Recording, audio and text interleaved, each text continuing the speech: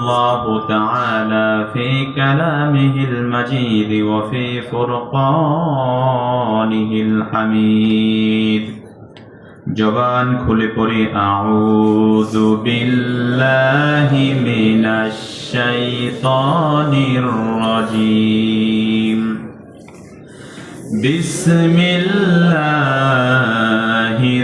রহমানির রহিম ইন্না ইয়াওমাল ফাসলি কানা মিকাতা يوم ينفخ في الصور فتأتون أفواجا وقال رسول الله صلى الله عليه وسلم بعثت أنا والساعة كهاتين صدق الله المولانا العظيم وصدق رسوله النبي الكريم ونحن على ذلك لمن الشاهدين والشاكرين والذاكرين والحمد لله رب العالمين إن الله وملائكته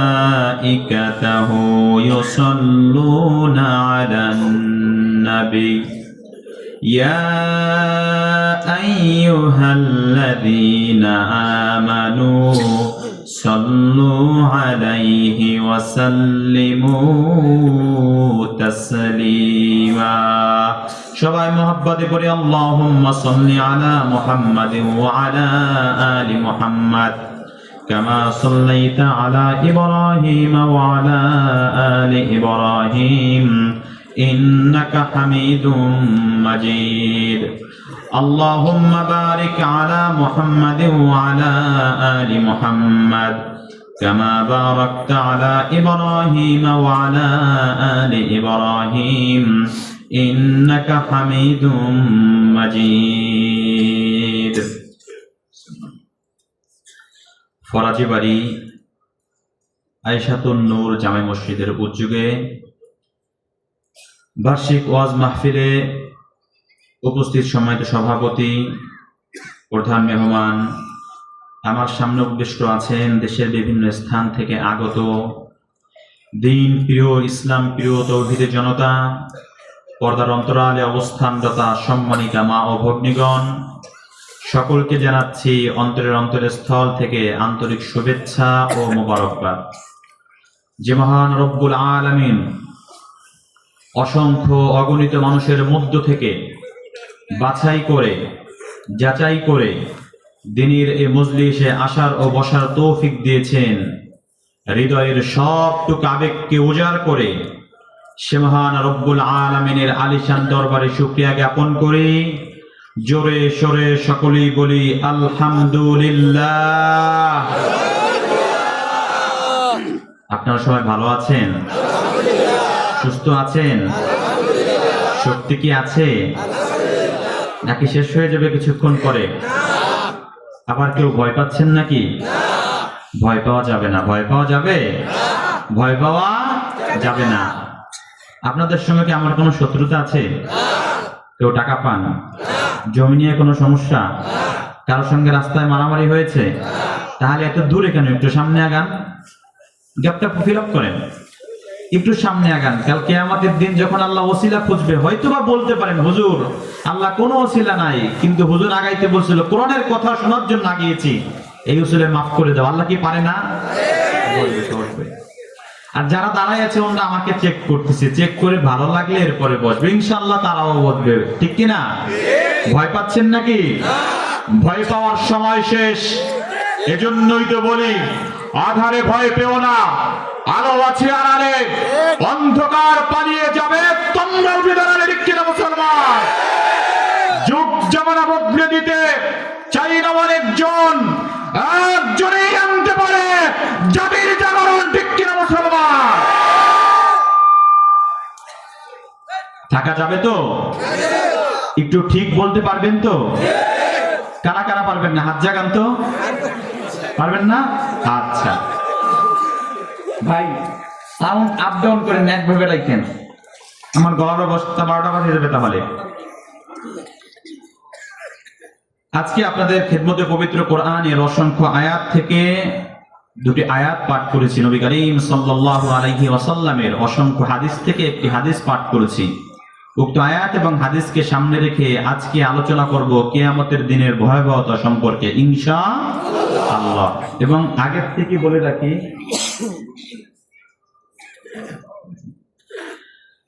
আজকে এমন একটি বিষয়ে কথা বলবো, এই বিষয়টার পরে আমি আরেকটা বিষয় অটোমেটিকলি চলে যাব ইনশাআল্লাহ। এই বিষয়ে আপনারা কেউই শোনেন নাই এখনো পর্যন্ত, পুরান নিউ একটা বিষয়, সবাই শুনবেন তো? শেষ পর্যন্ত থাকবেন সবাই ইনশাআল্লাহ। আজকে কথা বলবো একটি গ্রন্থ থেকে। আগে বলি নাই, আমি যখন ঠিক বলতে বলবো সুবহানাল্লাহ আলহামদুলিল্লাহ কিন্তু উচ্চ স্বরে বলতে হবে। যদি না বলেন আমি মনে করব ভয় পাচ্ছেন আর ভীতদেরকে নিয়ে আমি কথা বলি নাই। 15 বছর তো বলি নাই, আর এখন কি জন্য বলবো? সাহস আছে সবার ইনশাআল্লাহ। যত সময় সাহস থাকবে তাকবীর দেওয়ার লোক পাবো, ততক্ষণ পর্যন্ত আমি গরম চাই, ঠান্ডার মধ্যে ভাল লাগে না। ঠিক আছে তো? আচ্ছা, আজকে কথা বলবো একটি গ্রন্থ থেকে। ওই গ্রন্থের নাম কি? নাম কি? এই কোরআনের মধ্যে কোনো সন্দেহ আছে? কোনো সংশয়? কোনো ডাউট? এটা যে নাই, কোরআনের শুরুতেই আল্লাহ তাআলা বলে দিয়েছেন। পবিত্র কোরআনের 1 নম্বর পারার 1 নম্বর পৃষ্ঠার 1 নম্বর লাইনের সূরা বাকারার 2 নম্বর আয়াতের মধ্যে আল্লাহ তাআলা বলেন, যালিকাল কিতাব লা রাইবা ফি, this is the book, the most authentic and original book, there is no doubt in it. আল কোরআন এমন এক গ্রন্থ, এমন এক বই, যেই বইয়ের মধ্যে কোনো সন্দেহ সংশয় নাই। এই আল্লাহ তাআলা এই কোরআন আমাদের কাছে পাঠিয়েছে। এই কোরআন থেকে কিছু কথা বলবো, থাকবেন তো ইনশাআল্লাহ? আমি এখানে সুর দিয়ে চলে গেলাম, সকালে বলবেন ওয়াজ অনেক ভালো হয়েছে। ওয়াজ অনেক কি ভালো হয়েছে? কই কি ওয়াজ করলো হুজুর? কই সেইটা কইতে পারি না, কিন্তু ওয়াজ অনেক ভালো হয়েছে। মানে হুজুরের সুর ছিল অনেক ভালো, শুনছে ভালো লাগছে, কিন্তু কিছুই গ্রহণ করতে পারে নাই। এই ওয়াজে কোনো কাজ হবে হবে না। এই জন্য আমি যে বিষয়ের উপর কথা বলতেছি এটা মনে রাখবেন, যেগুলো বলবো লাস্টে আবার জিজ্ঞেস করব। একটা ক্লাসের মতো, আমি একটা ক্লাসের মতো কথা বলবো ইনশাআল্লাহ। আমাদের শুরুতে আলোচনার বিষয় হচ্ছে কি? কিয়ামতের দিনের ভয়াবহতা সম্পর্কে। এই বিষয়ে আলোচনা করতে গেলে সবার মনে প্রশ্ন হয়, হুজুর কিয়ামত কবে হবে একটু বলেন তো? প্রশ্ন হয় না? এই উত্তর কিয়ামত কবে হবে, এর উত্তর আল্লাহ সুবহানাহু ওয়া তাআলা পবিত্র কোরআনের 30 নম্বর পারা 1 নম্বর পৃষ্ঠার সূরা নাবার 17 এবং 18 নম্বর আয়াতের মধ্যে বলে দিয়েছেন। কিয়ামত কবে হবে? আল্লাহ তাআলা বলেন, ইন্না ইয়াউমাল ফাসলি কানা মিকাতা,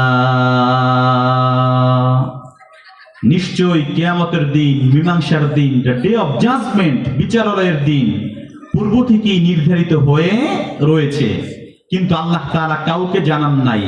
জানেন একজন, তিনি কে? আল্লাহ তাআলা। প্রশ্ন হয়, হুজুর শুরুটা কি করে হবে একটু বলেন তো? আল্লাহ তাআলা পরবর্তী আয়াতের মধ্যে বলে দিচ্ছেন। আল্লাহ তাআলা বলেন, ইয়াউমা ইউনফাখু ফিস সূরি ফাতাআতুনা আফওয়াজা, একটি সিংহায় ফু দেওয়া হবে, ফলে সকল মানুষগুলো দলে দলে একত্রিত হবে, জমা হতে থাকবে, সমাগত হতে থাকবে।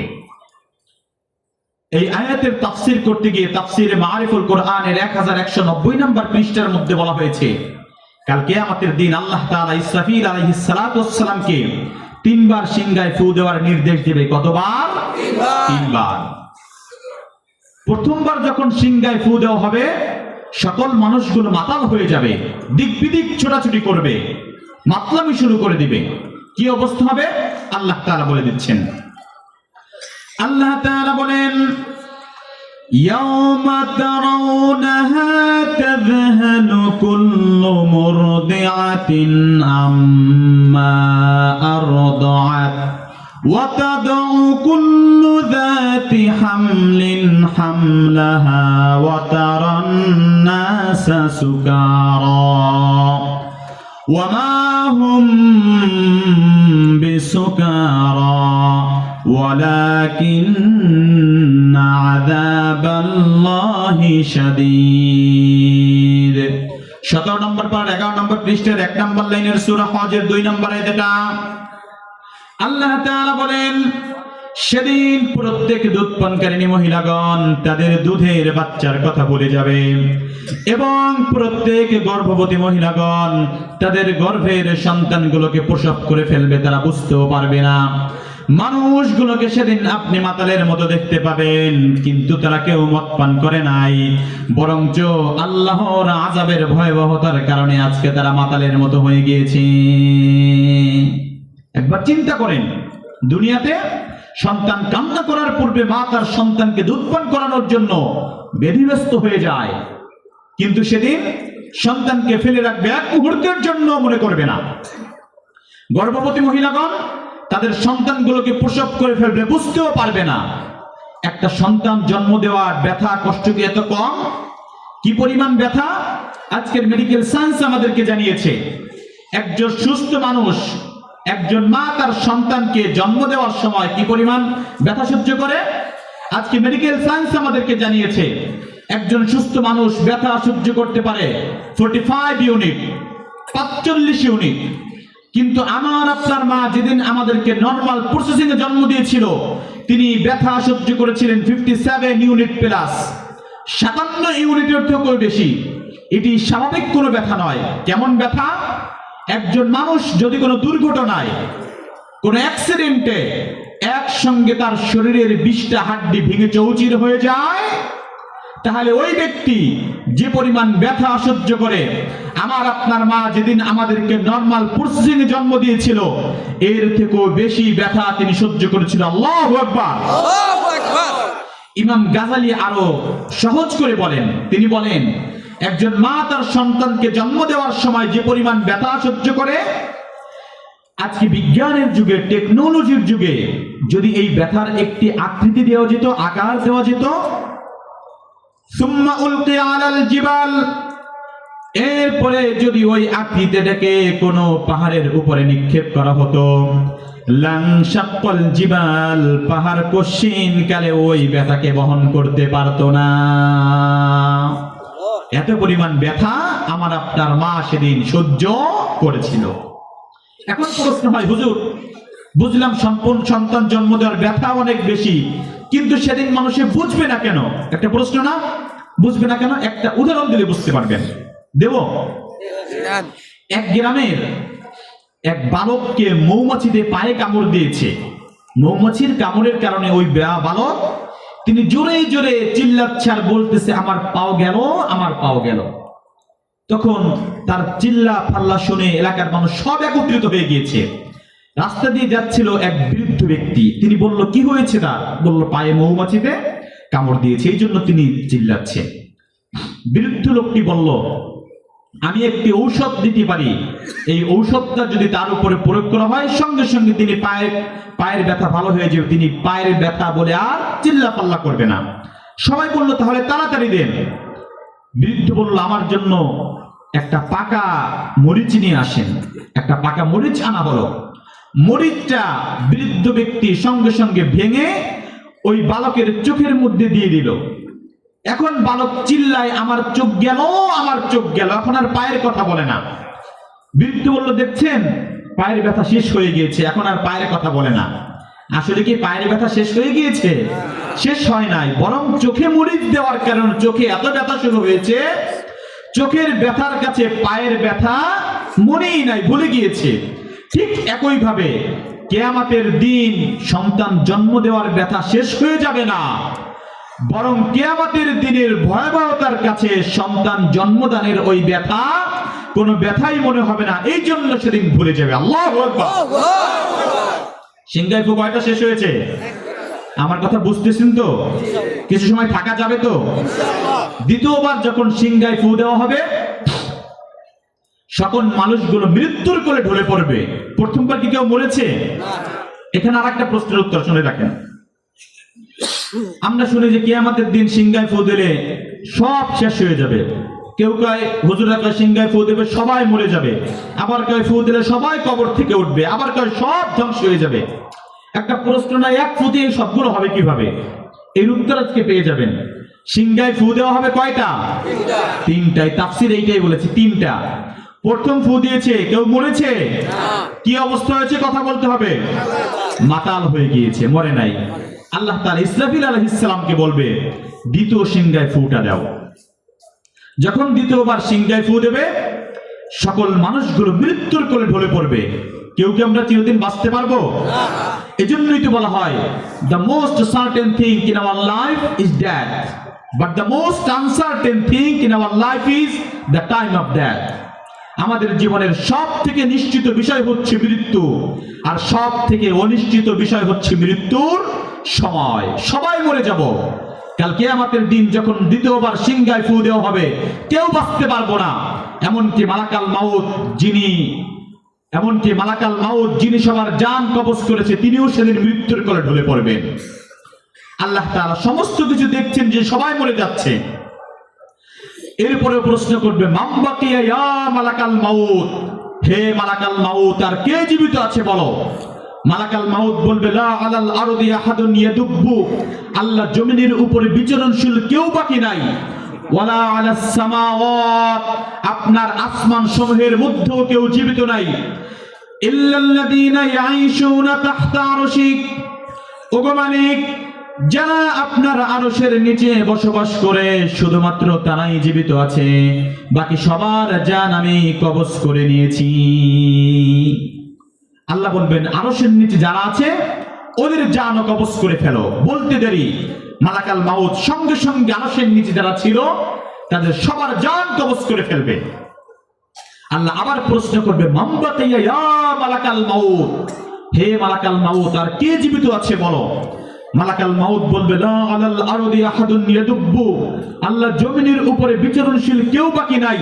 ওয়ালা আলাস সামাওয়াত, আসমান সমূহের মধ্যেও কেউ জীবিত নাই। ইল্লা ইসনা আশার, ওগো মালিক, পুরা বিশ্বের মধ্যে শুধুমাত্র আমরা 11 জন জীবিত আছি। আল্লাহ বলবেন মানহুম, সেই 11 জন কারা। মালাকাল মাউত বলবে সামানিয়াতু মিন হামিলিল আরশ, 8 জন আপনার আরশ বহনকারী ফেরেশতা, যাদের কাঁধের উপরে আপনার আরশ। ওয়া নাহনু আরবা, আর আমরা 4 জন বড় বড় ফেরেশতা, তারা হলো জিবরিল, মিকাইল, ইসরাফিল, আর আমি স্বয়ং মালাকাল মাউত। আল্লাহ বলবেন আরশ বহনকারী 8 জনের জান কবজ করে ফেলো, জিবরিলের জান কবজ করে ফেলো, মিকাইলের জান কবজ করে ফেলো, ইসরাফিলের জান কবজ করে ফেলো। আল্লাহ বলতে দেরি হবে, সঙ্গে সঙ্গে মালাকাল মাউত সবার জান কবজ করে ফেলবে। আল্লাহ আবার প্রশ্ন করবে মান বাকিয়া ইয়া মালাকাল মাউত, হে মালাকাল মাউত, আর কে জীবিত আছে বলো। মালাকাল মাউত বলবে লা আলাল আরদি আহাদুন ইয়াদুব্বু, আল্লাহ জমিনের উপরে বিচরণশীল কেউ বাকি নাই। ওয়ালা আলাস সামাওয়াত, আপনার আসমান সমূহের মধ্যেও কেউ জীবিত নাই। ওয়ালা তাহতা আরশিক, আপনার আরশের নিচেও কেউ জীবিত নাই। ইল্লা আনা ওয়া আনতাল হাইয়্যুল্লাযী লা তামুত, ওগো মালিক, পুরা বিশ্বের মধ্যে শুধুমাত্র আমি মালাকাল মাউত জীবিত আছি। ওয়া আনতাল হাইয়্যুল্লাযী লা তামুত, আর আপনি ওয়া আনতাল হাইয়্যুল্লাযী লা তামুত, আর আপনি হলেন চিরঞ্জীব, আপনার তো কোনো মৃত্যু নাই, বাকি সবার জান আমি কবজ করে নিয়েছি। কে বাঁচিয়েছে? আল্লাহ আর মালাকাল মাউত। তখন আল্লাহ তাআলা মালাকাল মাউতকে বলবে মালাকাল মাউত, নজর করে দেখো তো আরশের নিচে কি লেখা দেখা যায়। আল্লাহ তাআলার আরশের নিচে বিশাল বড় এক সাইনবোর্ডের মধ্যে লেখা রয়েছে ইন্নী কাতাবাতুল মাউতা আলা মান তাহতা আরশি, অর্থাৎ আমার আরশের নিচে যারা আছে এদের প্রত্যেককে একদিন মৃত্যুর স্বাদ আস্বাদন করতে হবে। এই লেখা যখন মালাকাল মাউত পড়বে তিনি ভয়ে কেঁপে উঠবে, শরীরের মধ্যে কাঁপুনি তৈরি হয়ে যাবে। আল্লাহ তাআলা বলবে মালাকাল মাউত, লেখা তো আছে আরশের নিচে যারা আছে প্রত্যেককে মৃত্যুবরণ করতে হবে। আইনা আনতা ইয়া মালাকাল মাউত, ওগো মালাকাল মাউত, তাহলে তুমি কোথায় আছো বলো। মালাকাল মাউত কাঁপাকাঁপে কণ্ঠে বলবে তাহতা আরশিক ইয়া রব, ওগো আল্লাহ, আমি তো আপনার আরশের নিচে আছি। আল্লাহ বলবে ফাতামুত আনতা, এবার তুই মর, এবার তুমি মরো। সারা জীবন তো সবার জান কবজ করেছো, এবার নিজের জান নিজেই কবজ করো। আল্লাহ তাআলার আদেশ পালন করার জন্য মালাকাল মাউত নিজের জান নিজেই কবজ করবে, আর জান কবজের ব্যথায় জোরে চিৎকার দিবে আর বলবে, ইয়া রব, ওগো আল্লাহ, লাউ আলিমতু সাকরাতাল মাউত মা কবাদতু আরওয়াহাল মুমিনিন। ওগো মালিক, জান কবজের ব্যথা এত বেশি, যদি আমি আগে জানতাম কোন মুমিন ব্যক্তির জান এত কষ্ট দিয়ে কবজ করতাম না। আল্লাহ, আগে কেন বললা না বলো? চিৎকার দিয়েও তিনিও মৃত্যুবরণ করবে, জীবিত থাকবে একজন, তিনি কে? আল্লাহ তাআলা। সিঙ্গার ফু কয়টা শেষ হয়েছে? দুইটা। বিরক্ত হয়ে যাচ্ছেন? কি সময় থাকা যাবে? বাকি আছে কয়টা? একটা। সবাই তো মরে গিয়েছে। এরপরে আল্লাহ তাআলা ইসরাফিল আলাইহিস সালামকে জীবিত করবে আর বলবে, তোমার লাস্টের ফুটা দিয়ে তুমি তোমার চাকরি থেকে অব্যাহতি নিয়ে নাও, রিটায়ারমেন্ট নিয়ে নাও। ইসরাফিল আলাইহিস সালাম তখন লাস্টের বার সিংহায় ফুটা দিবে আর সকল মানুষগুলো কবর থেকে উঠতে শুরু করবে। পাপিষ্ঠ ব্যক্তিরা সেদিন কবর থেকে উঠবে আর বলতে থাকবে, ক্বালু ইয়া ওয়াইলানা মান বা'আথানা মিন মারকাদিনা হাযা মা ওয়া'আদার রাহমানু ওয়া সাদাকাল মুরসালুন। 23 নম্বর পারা 2 নম্বর পৃষ্ঠা 14 নম্বর লাইনের সূরা ইয়াসিনের 52 নম্বর আয়াত। এটা পাপিষ্ঠ ব্যক্তিরা সেদিন কবর থেকে উঠবে আর বলতে থাকবে, কে আবার আমাদের ঘুম থেকে জাগ্রত করলো? আল্লাহ তাআলা তো এই দিনের ওয়াদা করেছিল, নবীগণ তো সত্য কথা বলেছিল, যদি সেদিন তাদের কথাগুলো মানতাম তাহলে আজকের দিনের কঠিন এই পরিণতি আমাদের ভোগ করতে হতো না। সবাই জীবিত হয়ে যাবে, হাসরের ময়দান কায়েম হয়ে যাবে, ভয়াবহ অবস্থা, কেউ কারো দিক তাকানোর সময় পাবে না। সন্তান মাকে দেখে অন্যদিকে চলে যাবে, মা সন্তানকে দেখে অন্যদিকে চলে যাবে। আর ভাই, সন্তান আর মা তো দূরের কথা, আল্লাহ তাআলা যত নবীদেরকে পাঠিয়েছিল নবীরা পর্যন্ত নিজের চিন্তায় বিভোর হয়ে যাবে। কাদের চিন্তায় বিভোর হয়ে যাবে? নিজের চিন্তায়। আল্লাহ তাআলা এই বিশ্বের মধ্যে কতজন নবী রাসূল পাঠিয়েছিল কেউ বলতে পারেন? কত? আল্লাহ তাআলা এই বিশ্বের মধ্যে কতজন নবী রাসূল পাঠিয়েছিল? এই কথা বলা হয়েছে মুসনাদে আহমদের 22288 নম্বর হাদিসের মধ্যে বলা হয়েছে, আল্লাহ তাআলা এই বিশ্বের মধ্যে 1,24,000 নবী রাসূল পাঠিয়েছিল। কিন্তু মুহাদ্দিসিন ইকরাম বলেছেন এই হাদিসের মান দুর্বল। এখন অনেকে প্রশ্ন করতে পারেন, হুজুর হাদিসের মান দুর্বল তাতে আমাদের কি হয়েছে? এ সম্পর্কে আমাদের ধর্মীয় গ্রন্থ কোরআন কি বলেছে আপনি বলেন। প্রশ্ন হয় না? তাদের উদ্দেশ্যে বলবো, আল কোরআনের মধ্যে মাত্র 25 জন নবী রাসূলের নাম উল্লেখ করা হয়েছে। কতজন? 25 জন নবী রাসূলের নাম উল্লেখ করা হয়েছে।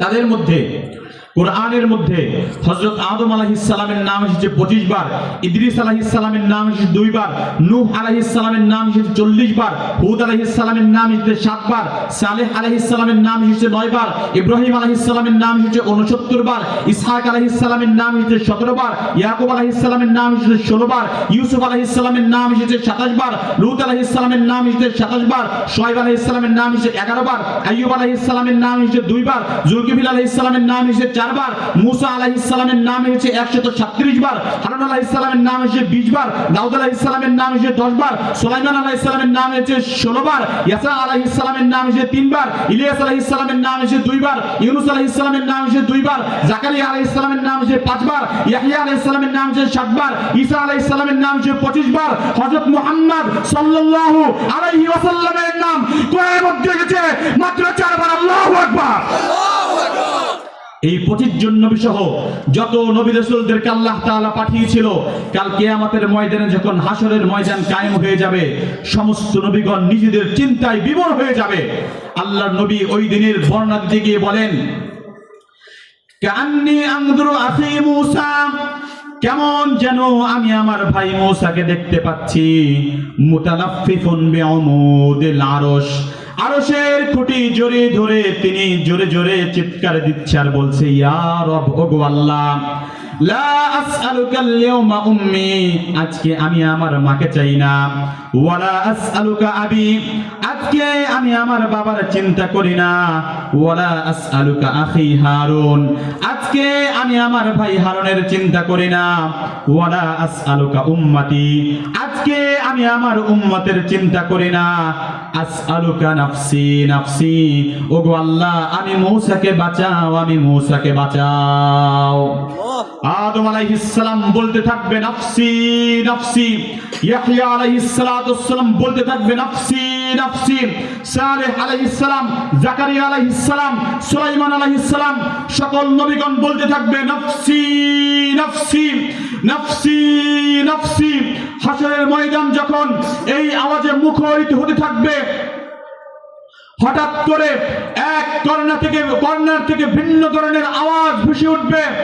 এক ব্যক্তি বলতে থাকবে, লা আসআলুকা আল-ইয়াওমা উম্মি, আজকে আমি আমার মাকে চাই না, ওয়ালা আসআলুকা আবি, আজকে আমি আমার বাবাকে চাই না, ওয়ালা আসআলুকা বিনতে ফাতিমা, আজকে আমি আমার কলিজার টুকরো মেয়ে ফাতেমাকে চাই না, ওয়ালা আসআলুকা আম্মি আব্বাস, আজকে আমি আমার চাচা আব্বাসকেও চাই না, ওয়ালা আসআলুকা নাফসি, আজকে আমি আমার নিজের চিন্তা করি না, আসআলুকা উম্মতি উম্মতি, আসআলুকা উম্মতি উম্মতি, আল্লাহ আমার উম্মতকে বাঁচাও, আল্লাহ আমার উম্মতকে বাঁচাও, আল্লাহ আমার উম্মতকে বাঁচাও।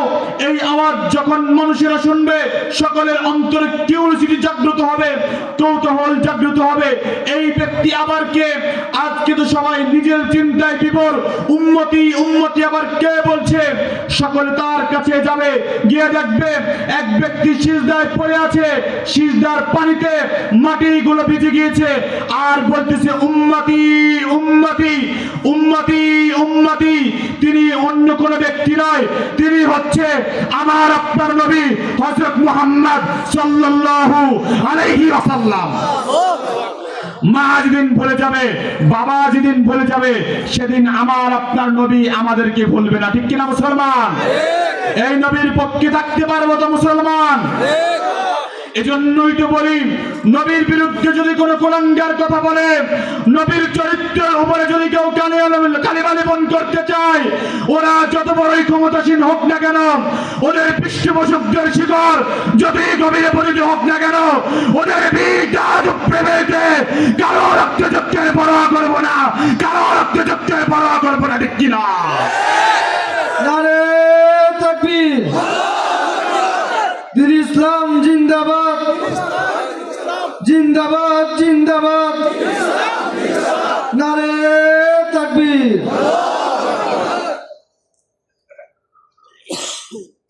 সাহস কি আছে নাকি শেষ হয়ে গিয়েছে? আর কিছুক্ষণ থাকা যাবে? হুজুর চলে আসতে কত সময় চালাবো? হাঁটা করবো?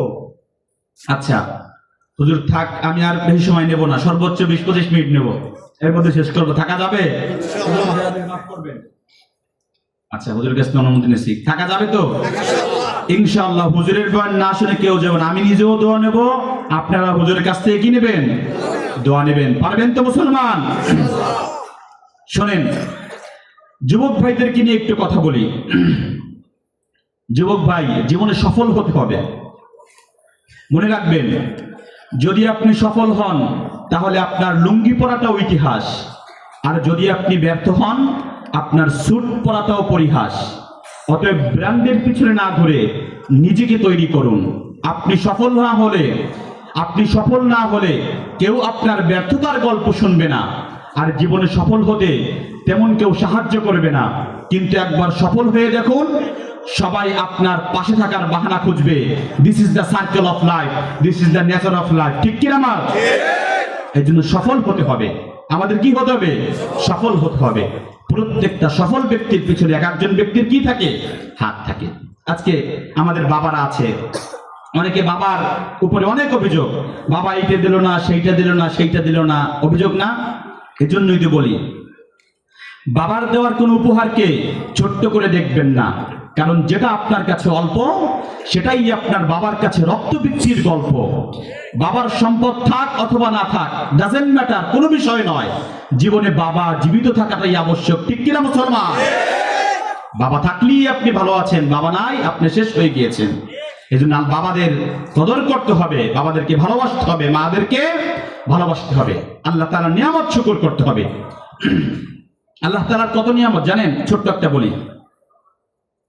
আজকে মেডিকেল সায়েন্স আমাদেরকে জানিয়েছেন human eyes can identify more than 10 million colours.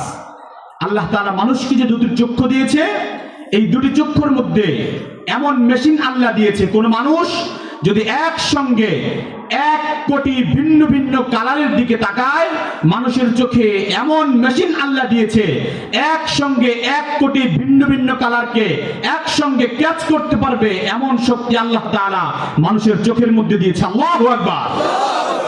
যুবক ভাইরা, আল্লাহ থেকে দূরে সরে যাবেন? এজন্যই তো আল্লাহ তাআলা বলে, young people how do you disobey Allah. যুব সমাজ, কেমন ভাবে তুমি আল্লাহ তাআলার সহিত নাফরমানি করো। অথচ যখন তুমি আল্লাহর থেকে দূরে সরে যাও, আল্লাহ তাআলা আদর করে ডাক দিয়ে বলে, হাল ওয়াজাদতা আজওয়াদা মিন্নি, did you find the best of me? তুমি কি আমার থেকে ভালো কোনো প্রভুর সন্ধান পেয়েছো, যেই প্রভু তোমাকে আমার থেকে বেশি দিয়েছে? আমি তোমাকে কি পরিমাণ দিয়েছি জানো? তুমি একবার তোমার সৃষ্টির দিকে নজর করো। আমা কুনতা মা আম্মাহিনা, did you not have dirty water? তুমি কি নাপাক পানি ছিলে না? ফামান জাআলাকা দামা, হু মেড ইউ ব্লাড, সেখান থেকে কে তোমাকে রক্তে রূপান্তরিত করলো? ওয়ামান জাআলাকা মুদ্গা, who made you clot blood, সেখান থেকে কে তোমাকে রক্তপিণ্ড বানালো? ওয়ামান জাআলাকা ইদামা, হু মেড ইউ স্কেলেটন, এরপরে কে তোমার কঙ্কাল তৈরি করলো? তোমার হাড্ডিগুলো কে বানালো? ওয়ামান কাসা আলাইহি লাহমা, who covered your skeleton with flesh and skin, তোমার কঙ্কালের উপরে, তোমার হাড্ডির উপরে গোশত দিয়ে, সুন্দর টসটসে চামড়া দিয়ে এত সুন্দর বাচ্চার রূপ কে দিল বলো? আমা কুনতা সগীরা ওয়া ইউ নট ইয়ং, তুমি কি ছোট্ট বাচ্চা ছিলে না? ফামান কাব্বারা, হু রেজড ইউ, কে তোমাকে এত বড় করলো? আমা কুনতা জাহিলা ওয়া ইউ নট ইগনোরেন্ট, তুমি অজ্ঞ ছিলে না, মূর্খ ছিলে না? ফামান আল্লামা, হু থট ইউ, কে তোমাকে শিক্ষা দিল? আমা কুনতা দুআইফা ওয়া ইউ নট উইক, তুমি কি দুর্বল ছিলে না? ফামান কাওয়াকা, হু মেড ইউ স্ট্রং, কে তোমাকে এত শক্তিশালী বানালো? তোমার হাতের মধ্যে, তোমার পায়ের মধ্যে এত শক্তি কে দিল বলো? তিনি তো অন্য কোন ব্যক্তি নয়, তিনি হচ্ছে আর রহমান, আর রহিম, আল মালিকুল কুদ্দুস, সালামুল মুমিনুল মুহাইমিনুল আজিজুল জব্বারুল মুতাকাব্বির, আল খালিকুল বারিউল মুসাব্বিরুল গফফারুল কাহ্হারুল ওয়াহাবুর রাজ্জাকুল ফাত্তাহুল আলিমুল কাবিদুল বাসিতুল খাফিদুর রাফিউল মুইজ্জুল মুদিল্লুস সামিউল বাসিরুল হাকামুল আদলুল লতীফুল খবীর, আল হালিমুল আযীমুল গফুরুশ শাকুরুল আলিয়ুল কাবীরুল হাফিজুল মুকিতুল হাসিবুল জালিলুল রকিবুল মুজিবুল ওয়াসি', আল হাক্কুল ওয়াকিলুল কবিয়ুল মাতিন الولي الحميد المحسن المبدع المعيد المحيي المميت الحي القيوم الواجد الماجد الواحد الاحد الصمد القادر المقتدر المقدم المؤخر الاول الاخر الظاهر الباطن الوالي المتعالي البر التواب المنتقم الغفور الرؤوف مالك الملك ذو الجلال والاكرام المقسط الجامع الغني المغني المانع الضار النافع النور الهادي البادي والباقي الوارث الرشيد الصبور is my lord। তিনি হলেন আমার আল্লাহ। ঠিক কিনা মুসলমান?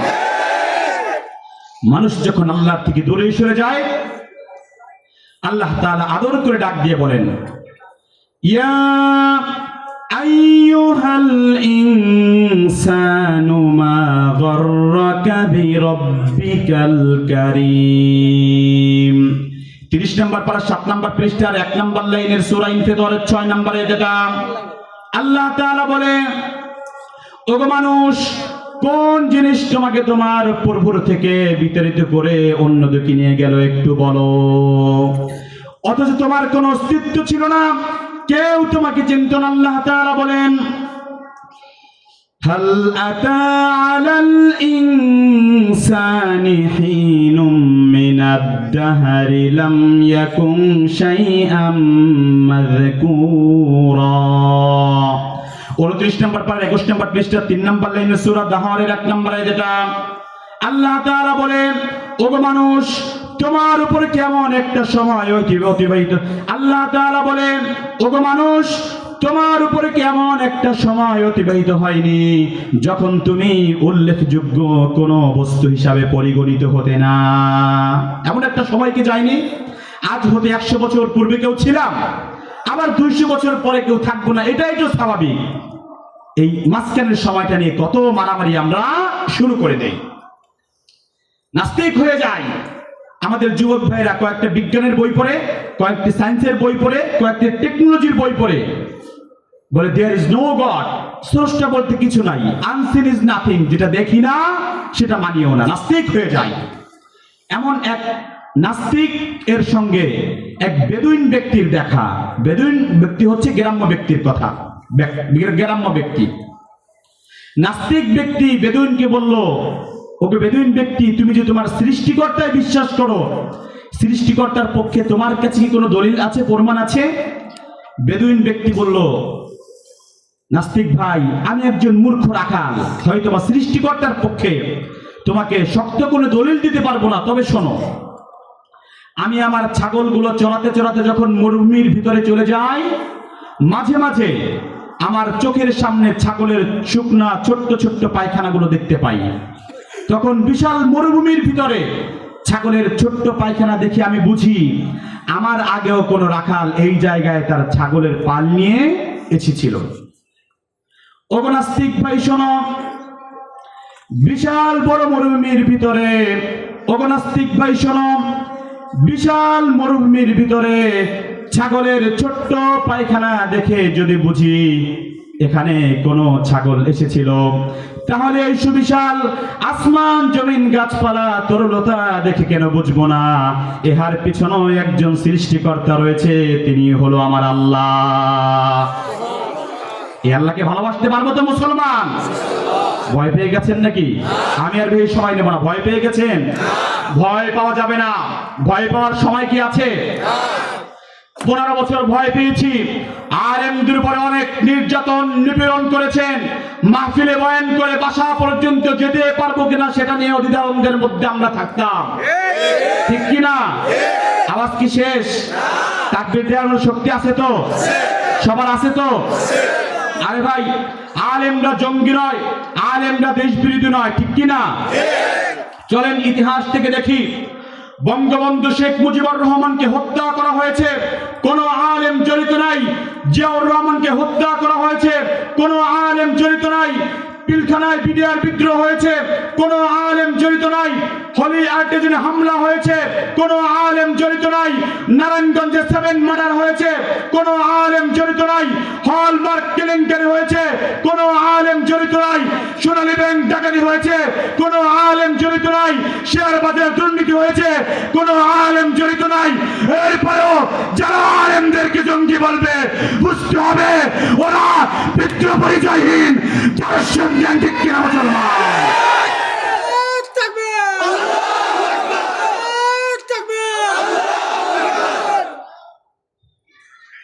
আলেমদের পক্ষে থাকতে পারবেন তো? ইসলামের পক্ষে থাকতে পারবেন তো? ভারতের দাদা বাবুদেরকে ভয় পাবেন নাকি মুসলমান বলে? ইসলামের পক্ষে, কোরআনের পক্ষে কারা কারা থাকতে পারবো? দোয়া যুগ আল্লাহকে দেখায়।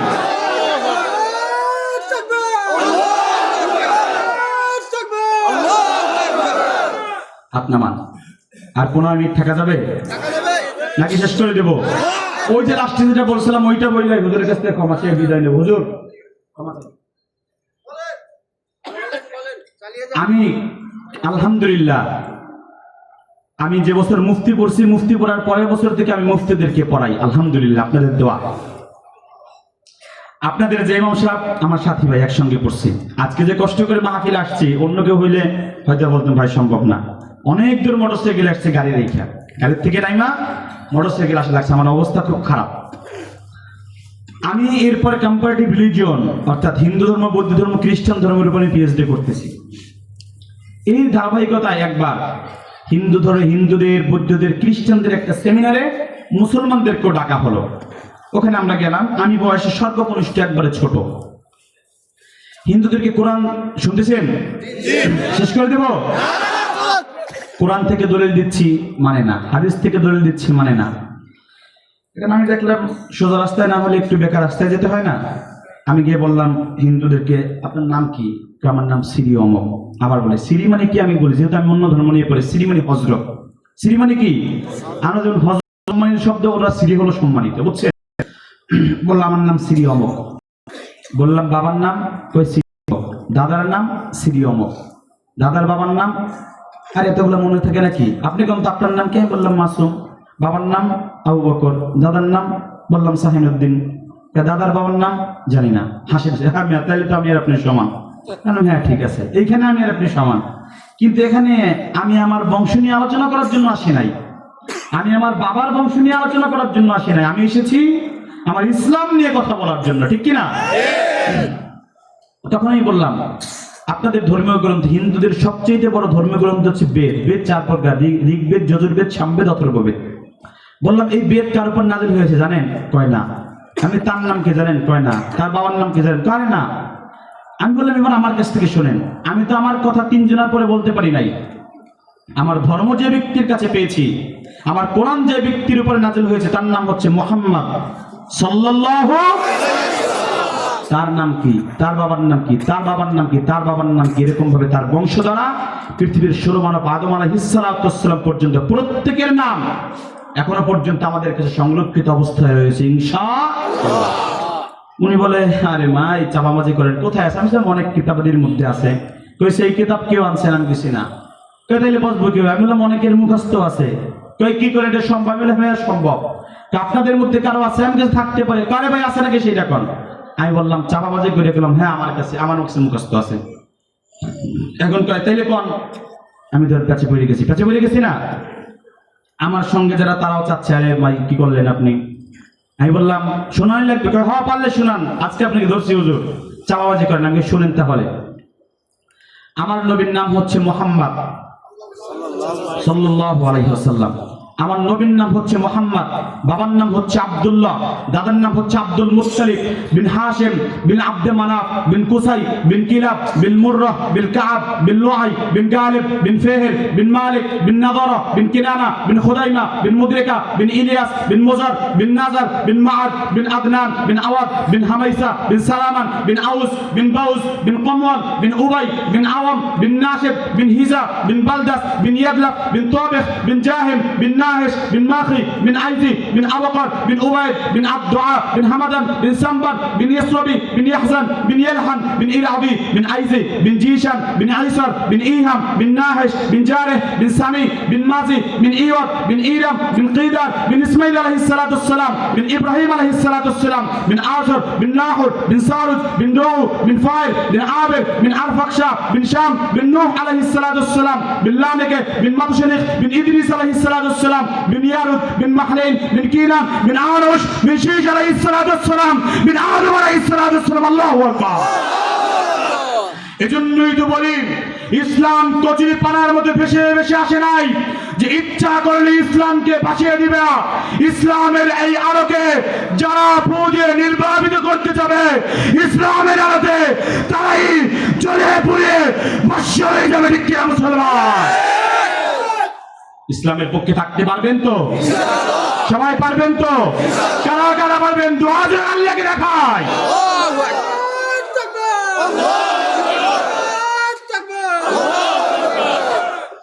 আপনার বুঝছি বিরক্ত হয়ে গেছেন, শেষ করে দেই।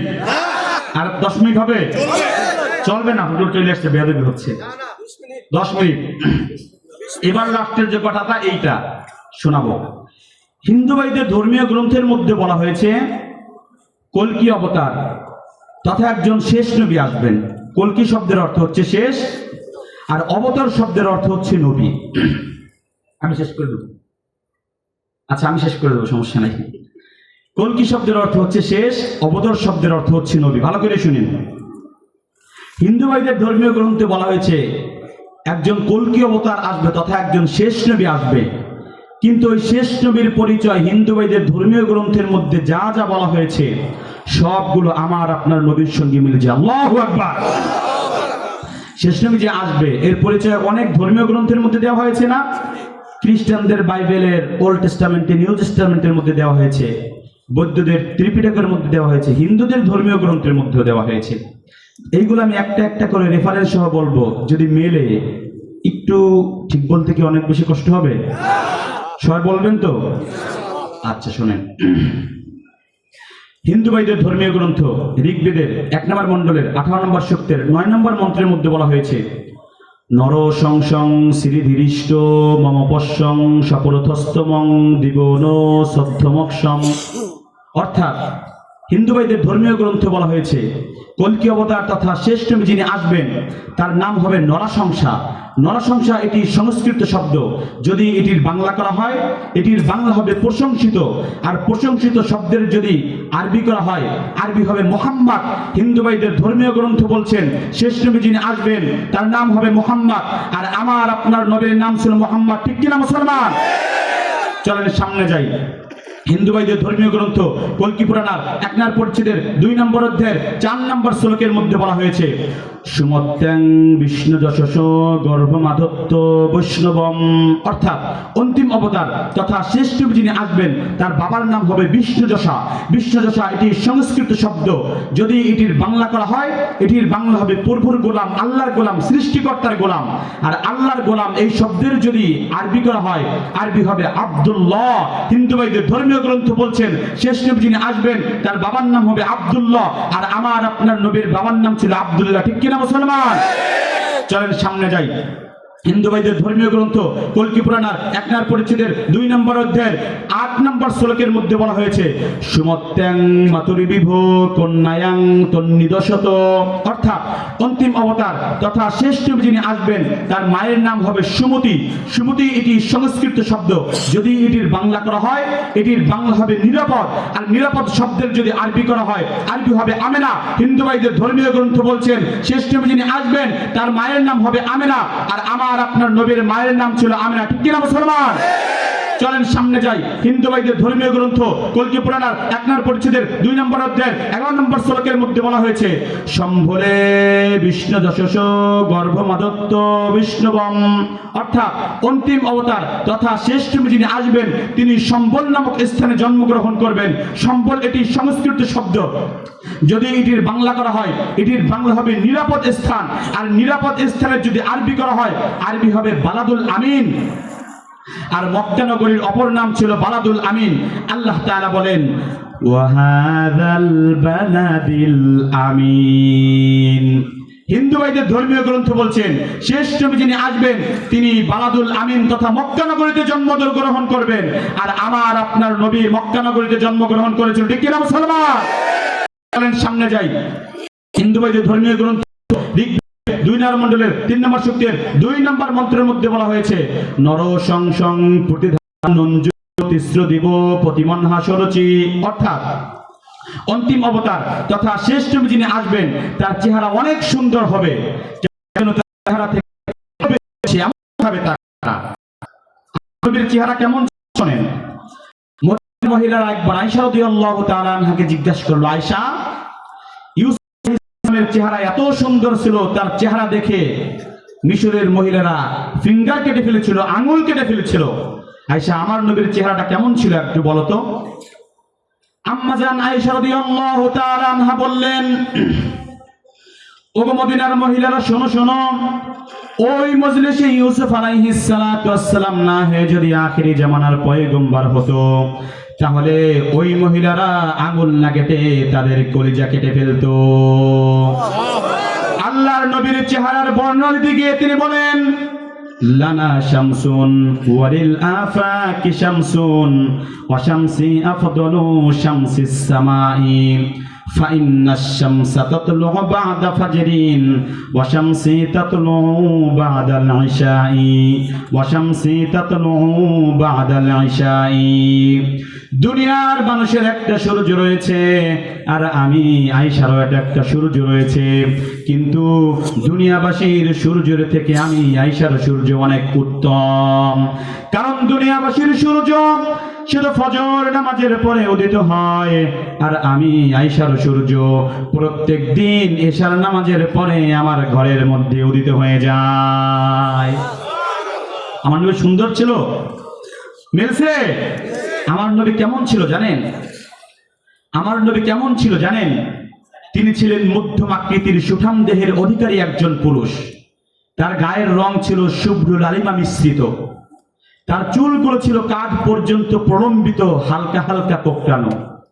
তিনি যখন তার চুলে তেল নিয়ে আঁচড়াতেন, মনে হতো মৃদুবন্ধ ঢেউ দেখা যাচ্ছে। তার চোখের পাপড়িগুলো ছিল ফুটন্ত গোলাপের পাপড়ির মতো।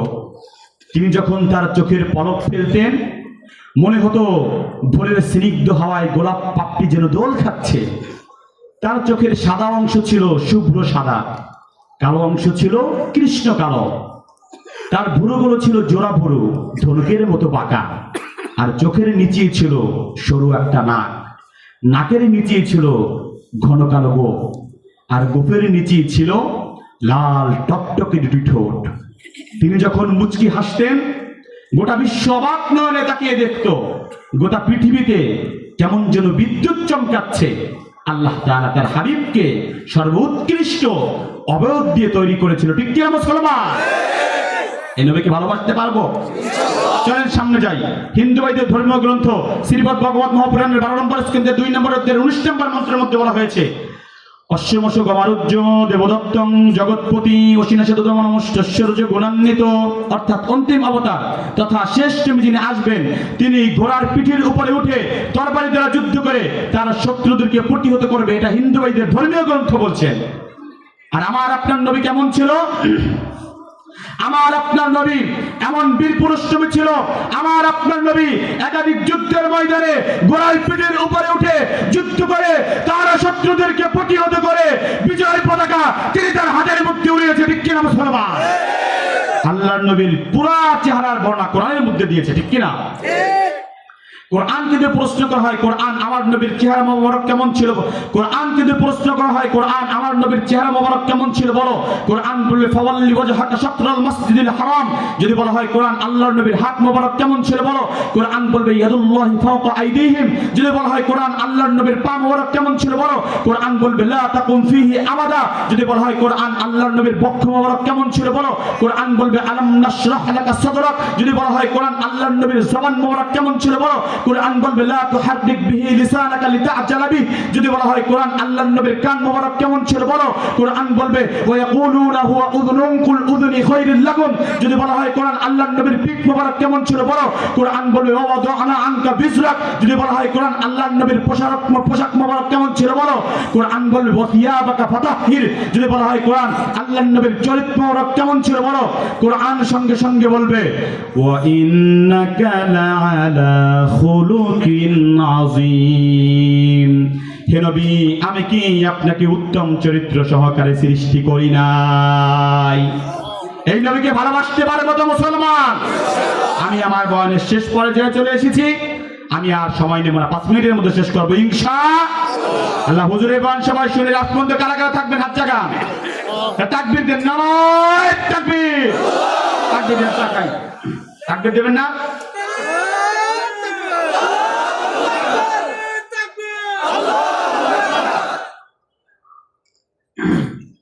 অনেক বিরত হয়ে গেছেন, তাই না? অনেকে রাগ করছেন না আমার উপরে? রাগ করছেন? আচ্ছা, আমি শেষ করে দিচ্ছি একটা কথা বলে। আজকে আমাদের বাংলাদেশ স্বাধীন, দ্বিতীয়বার স্বাধীন হয়েছে। আমরা স্বাধীন দেশের স্বাধীন নাগরিক। দাদা বাবুদের দালালি করার দিন শেষ। স্বামী স্ত্রীর সম্পর্কের মধ্যে আমরা কয় তালাক দিয়েছি? সম্পর্ক শেষ। আর কোনো ভয় পাওয়া যাবে? এজন্যই তো বলি, বিড়ালের মতো 100 বছর বাঁচতে চাই না, সিংহের মতো এক মুহূর্তে বাঁচতে চাই। ঠিক কিনা মুসলমান? হে মুসলমান, শোনো তোমাদের স্বর্ণালী ইতিহাস। আল্লাহর নবী সাল্লাল্লাহু আলাইহি ওয়াসাল্লাম মসজিদে নববীর চত্বরে বসে সাহাবায়ে কেরামের জিহাদের জন্য নাম লেখাচ্ছিলেন। একজনের পর একজন সাহাবী দাঁড়িয়ে জিহাদের জন্য নাম লেখাচ্ছিলেন। এমন সময় এক মহিলা তার কোলের মধ্যে দুধের বাচ্চাকে নিয়ে উপস্থিত হয়ে বলল, ইয়া রাসূলুল্লাহ, আমার এই দুধের বাচ্চাকে আপনি জিহাদের জন্য নাম লেখান। আল্লাহর নবী বলল, ওগো বোন, আমি বাচ্চাদের খেলবার জন্য নাম লেখাচ্ছি না, জিহাদের জন্য নাম লেখাচ্ছি।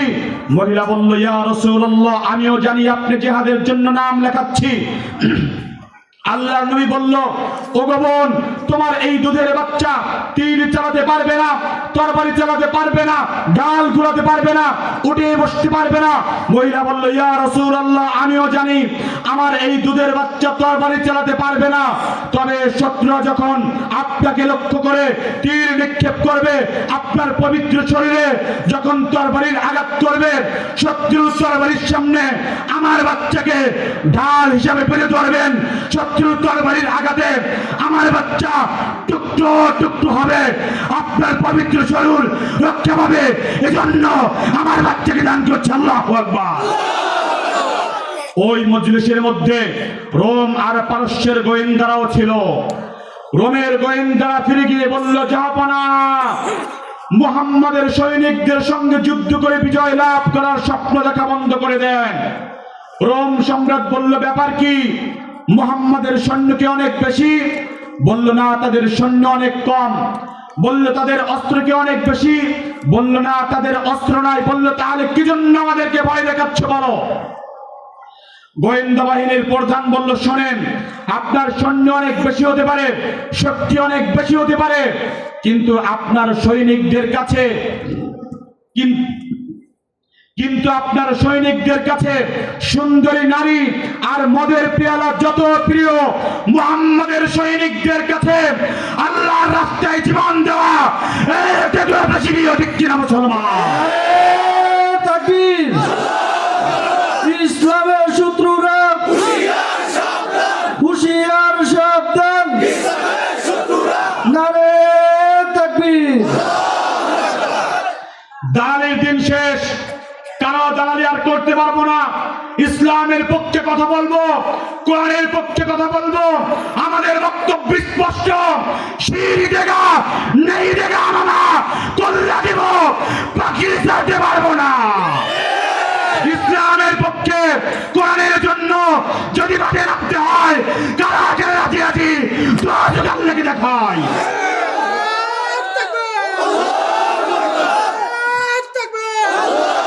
আপনামান সবুজ বাংলায় বসে যারা বাংলার ইসলামকে কাবাব বানিয়ে গেলে ফেলতে চান, তাদেরকে স্পষ্ট ভাষায় বলতে চাই, তাওহীদি জনতা আপনাদের গলার মধ্যে বিশাল বড় হাড্ডি হয়ে দাঁড়াবে। ঠিক কিনা মুসলমান?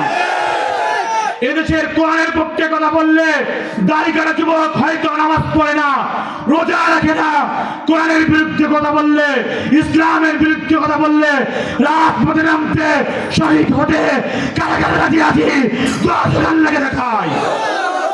আল্লাহ তাআলা তৌফিক দান করুক। নাসরুম মিনাল্লাহি ওয়া ফাতহুন করিব। হাদা মা ইনদি ওয়াল ইলমু ইনদাল্লাহ। আসসালামু আলাইকুম ওয়া রাহমাতুল্লাহি ওয়া বারাকাতুহু। বেয়াদবি মাফ করবেন, হুজুরের কাছে ক্ষমা চাচ্ছি। আপনার